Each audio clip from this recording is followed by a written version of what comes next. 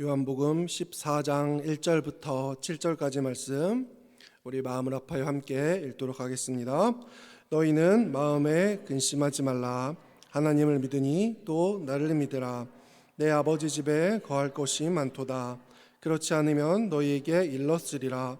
내가 너희를 위하여 거처를 예비하러 가노니 가서 너희를 위하여 거처를 예비하면 내가 다시 와서 너희를 내게로 영접하여 나 있는 곳에 너희도 있게 하리라.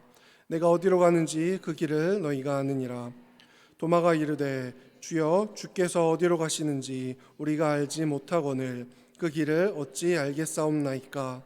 예수께서 이르시되 내가 곧 길이요 진리요 생명이니 나로 말미암지 않고는 아버지께로 올 자가 없느니라. 너희가 나를 알았더라면 내 아버지도 알았으리로다. 이제부터는 너희가 그를 알았고 또 보았느니라. 아멘. 우리가 차를 타고 내비게이션으로 모르는 지명을 검색하면 여러 가지 길을 우리에게 알려줍니다. 거리상 최단거리로 갈 것인지, 아니면 교통 상황으로 빠른 길로 갈 것인지, 아니면 큰 길로 갈 것인지 여러 가지 방법을 우리에게 알려줍니다. 운전자가 선택할 수 있는 여러 가지 선택지를 우리에게 보여주는 것입니다. 그리고 운전자는 지금의 상황에 맞게 자신이 가고 싶은 길로 선택하여 안내를 받으면서 운전을 합니다. 즉, 목적지는 한 곳이지만 갈 수 있는 방법은 여러 가지가 있다라는 것입니다. 우리가 세상을 살아가면서 바라보는 천국은 그럼 어떠할까요? 천국도 우리의 입맛에 따라서 여러 가지 방법으로 갈 수 있다면 얼마나 좋을까요? 하지만 아쉽게도 그렇지가 않습니다. 천국으로 가는 방법은 한 가지밖에 없습니다. 요한복음 14장 6절 예수께서 이르시되 내가 곧 길이요 진리요 생명이니 나로 말미암지 않고는 아버지께로 올 자가 없느니라. 사실 오늘의 스토리는 굉장히 우울한 분위기에서 이루어진 대화입니다. 오늘 본문은 예수님의 마지막 설교입니다. 12 제자들에게 하시는 마지막 설교 내용입니다. 이제 이 설교가 끝나면 초회 만찬이 진행되고 자신을 배반할 제자와 베드로가 예수님을 부인할 것을 말씀하시게 됩니다.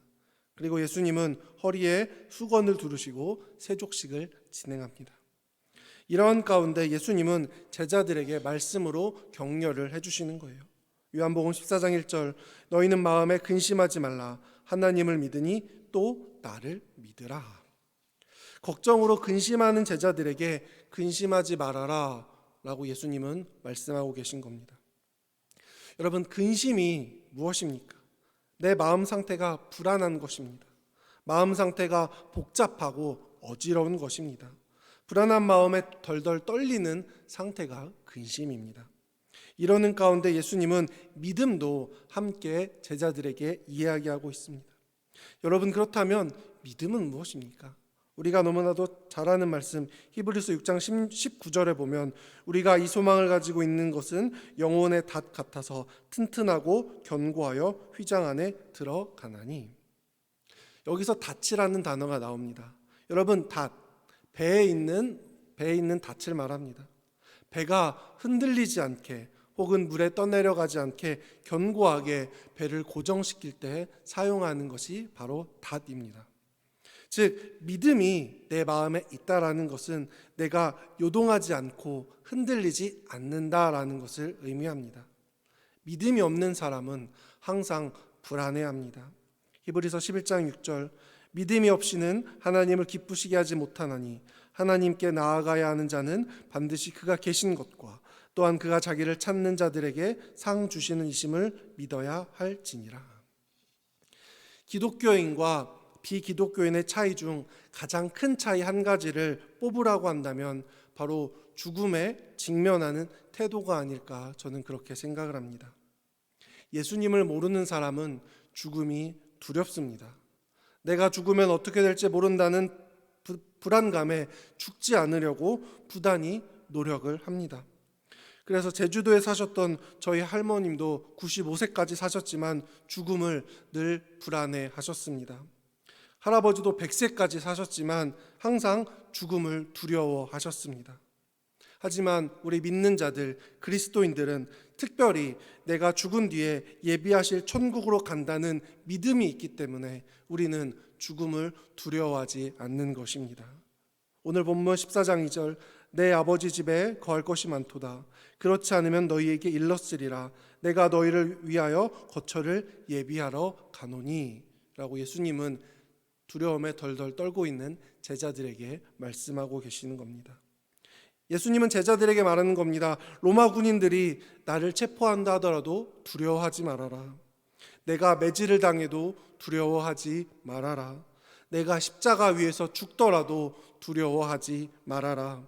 그것은 내가 너희를 위하여 너희가 죽은 뒤에 지낼 곳을 준비하러 가는 곳이니 너희는 너무 불안해하고 두려워하지 말아라 라고 예수님은 제자들에게 말씀하고 있는 겁니다. 일제강점기 시절 수많은 독립투사들이 힘들고 어려운 독립운동을 한 이유가 무엇입니까? 독립해서 우리나라가 잘 먹고 잘 살기 위해서 독립운동을 한 것이 아니라고 저는 생각합니다. 일본이 우리나라를 강제적으로 그들의 힘으로 누르고 강제 합병시키려는 것이 잘못되었다라는 것, 그 이유 하나만으로 그들은 목숨을 걸면서 독립운동을 한 것 아니겠습니까? 픽션 드라마이지만 독립운동가들의 이야기를 소재로 삼은 드라마 미스터 선샤인에 보면 친일파를 처단하는 독립운동가 앞에서 친일파가 독립운동가에게 이러한 이야기를 합니다. 내가 지금 나를 죽인다고 무엇이 달라지겠느냐라고 할 때 친일파를 처단하는 주인공은 이렇게 이야기합니다. 최소한 대한제국이 일본 손에 넘어가는 것을 하루는 늦출 수 있다. 그리고 나는 너를 처단함으로 그 하루를 더하는 것이다 라고 말하며 방아쇠를 당기며 친일파를 처단하는 주인공의 모습이 드라마에서 나옵니다. 비록 내가 하는 이 행동이 큰 변화를 주지 못한다 하더라도 이러한 독립운동들이 모여서 친일파를 처단하고 대한제국이 일본 손에 완벽히 넘어가는 것을 늦출 수만 있다면 그들은 확신을 가지고서 이러한 행동을 했다라는 겁니다. 그들이 살아있는 동안 독립을 보지 못할 수도 있다고 그들은 말합니다.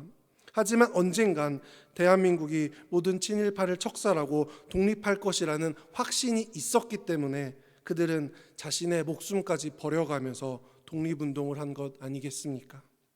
우리는 모두 미래에 대한 확신이 없습니다. 그렇기 때문에 우리 모두는 불안한 삶을 살아가는 것입니다. 제자들도 예수님이 십자가에 달리실 때 불안해한 이유는 그들의 미래에 드리운 먹구름 때문이었습니다. 예수님은 분명히 내가 3일 만에 부활할 것이야 라고 말씀하셨지만 그 말씀은 더 이상 제자들의 머릿속에 남아있지 않았습니다. 진리이신 예수님이 머릿속에서 사라진 순간 그들은 한 치 앞길도 보지 못하는 그러한 존재가 되어버리고 만 것입니다. 요한복음 14장 5절, 도마가 이르되 주여 주께서 어디로 가시는지 우리가 알지 못하거늘 그 길을 어찌 알겠사옵나이까. 제자들은 지금 내가 어느 길로 가야 하는지 모르기 때문에 지금 너무나 불안해하고 있는 것입니다.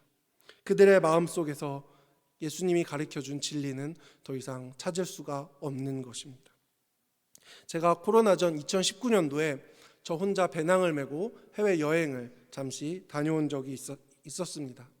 제가 여행 중에 가장 염려했던 것은 혹시나 내가 가지고 있는 스마트폰이 인터넷 연결이 끊겨서 내가 지도를 더 이상 보지 못하고 국제 미아가 되면 어떡할까? 저는 그것을 가장 걱정했습니다. 그래서 저는 두 가지의 방법을 선택했습니다. 하나는 핸드폰 자체를 로밍을 걸었습니다. 그리고 또 로밍 박스라고 해서 또 한 가지의 로밍 방법을 선택해가지고 갔습니다. 제 가방 속에는 로밍 박스도 들어있었고요. 핸드폰 보조 배터리도 2개나 있었습니다. 하나는 핸드폰 충전을 위함이고 하나는 로밍 박스 충전을 위함이었습니다. 혹시나 핸드폰의 배터리가 다 돼서 내가 길을 잃으면 어떡할까? 로밍 박스에 건전지가 다 돼서 내가 길을 잃으면 어떡할까? 처음 가보는 나라인데 처음 가보는 도시인데 내가 길을 잃으면 어떡할까? 라는 걱정 때문에 저는 2중, 3중의 안전장치라고 해외여행을 한 기억이 있습니다. 내가 갈 길을 모른다라는 것은 두려움으로 가득한 것입니다. 우리의 신앙생활도 마찬가지다라고 저는 그렇게 생각합니다. 신앙은 누구도 완벽하지 않습니다. 아무리 훌륭한 목사님이라고 할지라도 완벽한 조언을 해줄 수는 없습니다. 그래서 성도들이 불안해하는 것입니다. 예수님만 보고 따라가면 되는데 우리들은 믿음이 연약하여 그러지 못하기 때문에 항상 불안해하는 것입니다. 진리이신 예수님만 보고 따라가면 우리의 삶에 아무런 문제가 없는데 그 길이 어렵기 때문에 우리는 진리가 어렵다라고 말하는 것입니다. 우리 마음대로 생각해놓고 진리 되신 예수님을 따라갔는데 우리의 삶이 팍팍해진다고 이야기합니다. 하지만 성경에서는 절대 그렇게 이야기하지 않습니다. 요한복음 8장 32절, 진리를 알지니 진리가 너희를 자유롭게 하리라. 진리는 우리의 삶을 자유롭게 한다라고 성경에서 이야기합니다. 우리가 얽매인 삶 같고 답답한 삶을 사는 것 같지만 그 이유는 우리가 답답해 보이고 꽉 막혀 보이는 예수님의 사고방식을 따라가서가 아니라 온전히 진리를 따르지 못하기 때문이다라고 이야기하고 있는 것입니다. 진리는 우리를 답답하게 만드는 것이 아니라 우리를 자유롭게 만들어주는 것입니다. 주일 새벽에 담임 목사님이 말씀하신 것처럼 여로보암이 이스라엘 사람들의 편의를 위해서 베델과 단에 제단을 세웠습니다.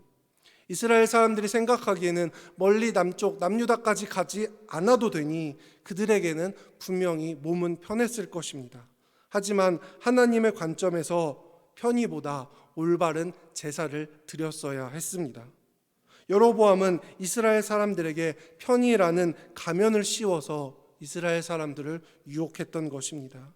그리고 이스라엘 사람들은 그 유혹에 넘어가고 만 것입니다. 북이스라엘 사람들은 비록 귀찮았지만 힘들었지만 남유다까지 와서 제사를 드렸어야 했습니다. 그것이 하나님의 진리였습니다. 세상은 하나님의 진리를 속이기 위해 우리가 원하는 여러 가지 가면의 모습을 쓰고 우리에게 다가옴을 기억하시길 바랍니다.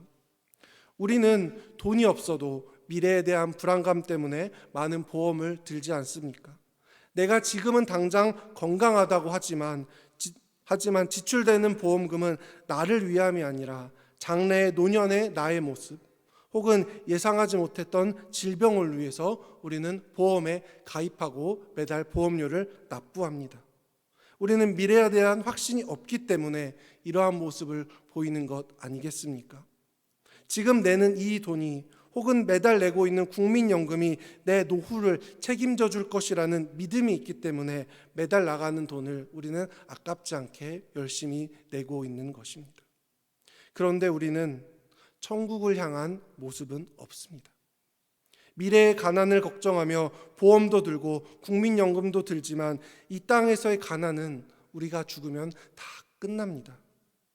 그리고 그와 동시에 우리의 영혼은 천국이냐 지옥이냐의 갈림길로 나뉘게 됩니다.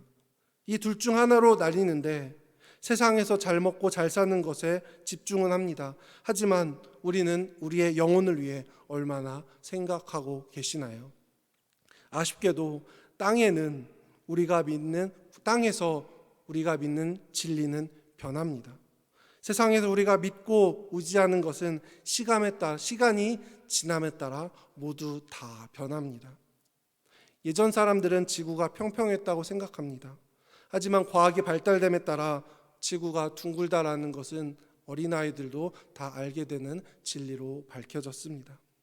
학생들의 공부 방법도 변합니다. 제가 학창시절만 하더라도 수학을 공부하려면 수학의 정석을 무조건 사야만 했습니다. 하지만 이제 더 이상 수학의 정석은 사용하지 않는다라고 합니다. 똑똑한 사람들이 만든 법도 변합니다. 이제는 간통죄가 사라진 지 오래입니다. 그렇다면 교회는 바뀌지 않을까요, 여러분? 교회는 무조건적으로 진리일까요? 목사님들이 만든 법은 어떠할까요? 교회법도 변합니다. 예전에는 여성 목사님을 찾아볼 수 없었습니다. 하지만 지금은 어떠합니까? 여성 목사님도 얼마든지 찾아볼 수 있고 여성 목사님의 설교도 우리가 많이 들을 수 있게 됩니다. 예배의 방식도 시대에 따라 변합니다. 세상의 악기라고 교회에 들어올 수 없었던 전자악기들은 이젠 찬양팀에서는 없으면 서운한 존재가 되어버렸습니다. 제 모교에서는 여름이면 답답해 보인다고 사역자들도 더 이상 양복을 입지 않습니다.